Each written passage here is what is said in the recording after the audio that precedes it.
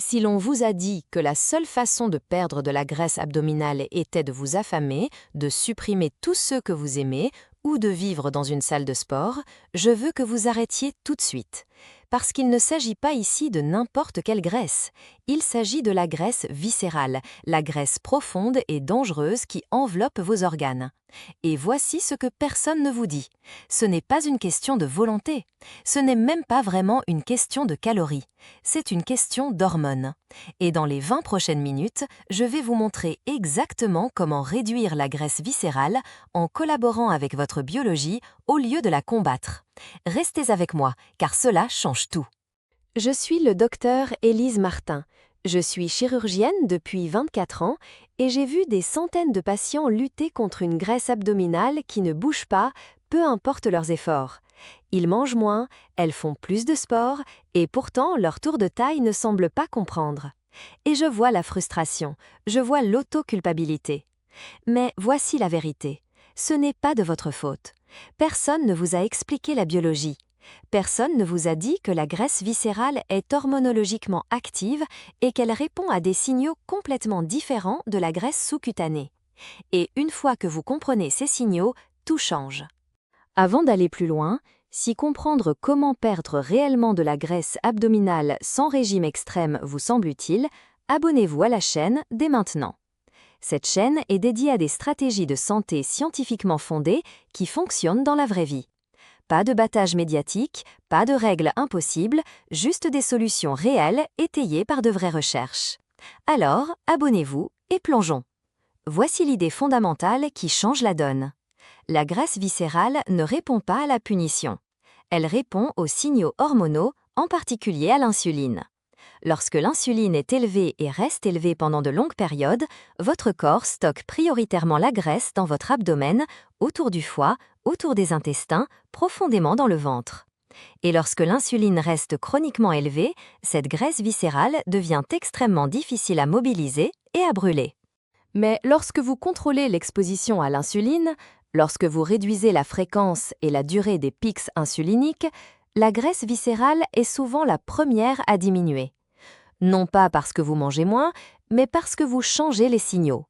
Et c'est le sujet de cette vidéo. Je vais vous donner 7 stratégies fondées sur la recherche qui contrôlent ces signaux. Ce ne sont pas des théories, ce sont des interventions qui ont été testées dans des essais cliniques et elles fonctionnent. Pas du jour au lendemain, pas comme par magie, mais de manière constante. Et à la fin de cette vidéo, vous saurez exactement comment les appliquer. Mais lorsque vous contrôlez l'exposition à l'insuline, lorsque vous réduisez la fréquence et la durée des pics insuliniques, la graisse viscérale est souvent la première à diminuer. Non pas parce que vous mangez moins, mais parce que vous changez les signaux. Et c'est le sujet de cette vidéo. Je vais vous donner 7 stratégies fondées sur la recherche qui contrôlent ces signaux. Ce ne sont pas des théories, ce sont des interventions qui ont été testées dans des essais cliniques et elles fonctionnent. Pas du jour au lendemain, pas comme par magie, mais de manière constante. Et à la fin de cette vidéo, vous saurez exactement comment les appliquer dès aujourd'hui. Commençons par la plus importante, celle que la plupart des gens oublient complètement. Stratégie 1. Le contrôle de l'insuline, le fondement. Je veux que vous compreniez ceci clairement, car c'est la base de tout le reste. La graisse viscérale est exquisément sensible à l'insuline, plus encore que la graisse sous-cutanée. Lorsque les niveaux d'insuline sont élevés, le stockage de la graisse viscérale est favorisé. Votre corps reçoit un signal qui dit « stocke l'énergie ici, dans l'abdomen ». Et lorsque l'insuline reste élevée toute la journée parce que vous mangez constamment, grignotez ou consommez des aliments qui font monter la glycémie, ce signal ne s'étend jamais. L'insuline n'est pas l'ennemi, c'est une hormone nécessaire. Vous en avez besoin pour vivre. Mais l'exposition chronique à l'insuline, voilà le problème. Les glucides hautement raffinés, consommés fréquemment, le grignotage constant, les repas tardifs le soir maintiennent l'insuline élevée. Et quand l'insuline est toujours allumée, la graisse viscérale s'accumule et refuse de partir. L'important est ceci. Faire baisser l'insuline ne signifie pas éliminer des aliments ou suivre un régime hypoglucidique extrême. Il s'agit de réduire la fréquence et l'amplitude des pics d'insuline. Vous pouvez manger le même nombre de calories et obtenir une réponse hormonale complètement différente simplement en changeant ce que vous mangez, quand vous le mangez et la structure de vos repas. Même apport alimentaire, résultat de stockage des graisses différents. Les études montrent systématiquement que lorsque les gens améliorent leur sensibilité à l'insuline, ils perdent préférentiellement de la graisse viscérale. Votre corps veut en fait se débarrasser de la graisse viscérale car elle est métaboliquement coûteuse et inflammatoire, mais il ne peut pas le faire lorsque l'insuline lui signale constamment de stocker. Alors, comment réduire l'exposition à l'insuline? Cela nous amène à la stratégie numéro 2. Stratégie tout, manger les protéines en premier. C'est si simple et pourtant si puissant. Avant de penser à manger moins, pensez à manger des protéines en premier à chaque repas. Les protéines envoient un fort signal de satiété à votre cerveau. Elles vous disent que vous êtes rassasié et ce, plus efficacement que les glucides ou les lipides. Lorsque vous commencez un repas par des protéines, vous mangez naturellement moins de calories sans même essayer. Mais les protéines font autre chose de crucial. Elles réduisent le pic d'insuline post-repas. Lorsque vous mangez des protéines avant ou avec des glucides, la réponse glycémique est plus faible et la réponse insulinique est mieux contrôlée. Vous obtenez la même nutrition, mais avec moins de perturbations hormonales. De plus, les protéines préservent la masse musculaire maigre, un tissu métaboliquement actif. Plus vous avez de muscles, plus votre métabolisme de base est élevé. Et le tissu musculaire est sensible à l'insuline, ce qui signifie qu'il retire efficacement le glucose du sang, réduisant le besoin d'une insuline élevée. C'est pourquoi les régimes plus riches en protéines donnent systématiquement de meilleurs résultats pour la perte de graisse viscérale dans les essais contrôlés. Même déficit calorique, composition différente en macronutriments, et le groupe protéines perd plus de graisse viscérale. Le mécanisme est hormonal. Je ne parle pas d'énormes portions, je parle de les prioriser, d'en faire l'encre de vos repas. Si vous prenez un repas, commencez par les protéines, poulet, poisson, œufs, tofu, légumineuses, puis passez aux légumes. Ensuite, si vous avez encore faim, prenez vos féculents. Cette simple séquence change tout à la réponse de votre corps.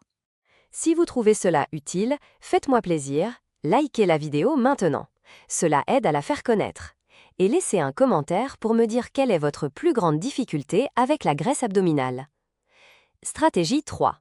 Le moment des repas et la biologie circadienne. Quand vous mangez est peut-être aussi important que ce que vous mangez. Votre corps n'est pas la même machine à 8 heures du matin qu'à 22 heures. Votre sensibilité à l'insuline change au cours de la journée. Le matin, vous êtes plus sensible à l'insuline. En fin de journée et le soir, cette sensibilité décline. Cela signifie que manger le même repas à des heures différentes produit des résultats métaboliques différents. Un repas riche en glucides le matin sera mieux géré que le même repas à 21 heures. Les recherches le confirment, manger tard, indépendamment des calories totales, augmente de façon disproportionnée l'accumulation de graisse viscérale. Terminer le dîner environ 3 heures avant de dormir peut faire une différence dramatique. Vous alignez votre alimentation sur le rythme métabolique naturel de votre corps. Vous évitez ces pics d'insuline tardifs qui signalent le stockage de graisse viscérale. Cela ne signifie pas qu'il faut jeûner ou sauter le petit déjeuner. Soyez simplement attentif. Prenez un bon petit déjeuner, un déjeuner solide, un dîner raisonnable et terminez tôt. Si vous grignotez sans cesse, essayez de consolider vos repas avec des intervalles entre eux. Ces pauses permettent à l'insuline de redescendre. Stratégie 4. Le mouvement post-repas, le plus facile et impactant. Vous n'avez pas besoin d'exercice intense. Marchez tenez à 15 minutes après avoir mangé. C'est tout. L'effet sur la graisse viscérale est remarquable. Lorsque vous bougez après avoir mangé, vos muscles utilisent le glucose sanguin comme carburant. Ils agissent comme des éponges. Ainsi, le glucose ne flotte pas dans le sang, ne déclenchant pas une forte sécrétion d'insuline. Une insuline plus basse signifie moins de signal pour stocker la graisse viscérale.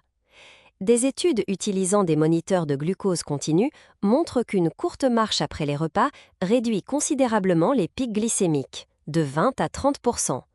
Il se passe quelque chose de spécifique dans vos mollets. Le muscle soleus, incroyablement actif métaboliquement, agit comme un puits métabolique qui aspire le sucre du sang. En marchant régulièrement après les repas, vous améliorez votre sensibilité à l'insuline, vous réduisez l'inflammation et vous ciblez les signaux qui entraînent le stockage de la graisse viscérale. Ce n'est pas pour brûler des calories, c'est pour rediriger le carburant vers les muscles au lieu du tissu adipeux. Si je ne devais vous conseiller qu'une seule chose, ce serait celle-ci. Marcher après avoir mangé, surtout après le dîner. Stratégie 5. La qualité des aliments. Dans l'obsession du comptage des calories, on oublie que toutes les calories ne se comportent pas de la même manière dans votre corps. Les aliments ultra transformés, en package avec des listes d'ingrédients imprononçables, sont rapidement absorbés, font exploser l'insuline et favorisent l'inflammation. Et l'inflammation est un moteur majeur de l'accumulation de graisse viscérale et de la résistance à l'insuline. Les aliments entiers, avec leurs fibres intactes, se digèrent lentement, libèrent le glucose progressivement et entraînent des pics d'insuline plus petits et contrôlés. Les fibres sont absolument critiques. Elles ralentissent la vidange gastrique, nourrissent les bonnes bactéries intestinales et produisent des acides gras à chaîne courte qui améliorent la sensibilité à l'insuline. Les fibres sont absolument critiques. Pratiquement, cela signifie choisissez des options moins transformées. Riz brun plutôt que blanc, fruits entiers plutôt que jus, céréales complètes, légumes, légumineuses, noix, graines. Associez les aliments transformés à des aliments entiers pour en tamponner l'impact. Pas besoin d'être parfait, juste de faire de meilleurs choix la plupart du temps. Stratégie 6. Le stress et le cortisol, le saboteur silencieux. La graisse viscérale a une densité très élevée de récepteurs au cortisol, l'hormone du stress. Lorsque vous êtes chroniquement stressé, votre corps reçoit le signal de stocker la graisse au centre, dans l'abdomen. C'est un mécanisme de survie archaïque. Dans la vie moderne, le stress chronique vient du travail, des soucis financiers, des conflits, du manque de sommeil. Votre corps ne fait pas la différence. Un cortisol élevé favorise la graisse viscérale. J'ai vu des patients qui faisaient tout bien côté alimentation, mais dont la graisse abdominale ne bougeait pas parce qu'ils dormaient faut à 5 heures par nuit, travaillaient 60 heures et étaient constamment anxieux. Aucune perfection diététique ne peut surmonter cet environnement hormonal. Gérer le stress et le sommeil n'est pas optionnel, c'est essentiel. Améliorer la qualité du sommeil seul, 7 à 8 heures, horaire régulier, pièce fraîche et sombre, réduit la graisse abdominale indépendamment des calories. Cela change vos schémas de cortisol, améliore la sensibilité à l'insuline et régule les hormones de l'appétit. La gestion du stress peut être simple, 10 minutes de respiration profonde, une marche quotidienne dans la nature, la méditation, fixer des limites. Ces choses affectent vos hormones et l'endroit où votre corps stocke les graisses. Stratégie 7. Évitez les approches extrêmes, l'erreur qui annule tout. Les régimes draconiens, les restrictions caloriques sévères, les programmes d'exercice extrêmes, ces approches peuvent entraîner une perte de poids rapide au début, mais elles ont des conséquences métaboliques qui aggravent la graisse viscérale à long terme. Une restriction drastique abaisse le métabolisme de base, dérègle les hormones thyroïdiennes, augmente le cortisol et dégrade la masse musculaire.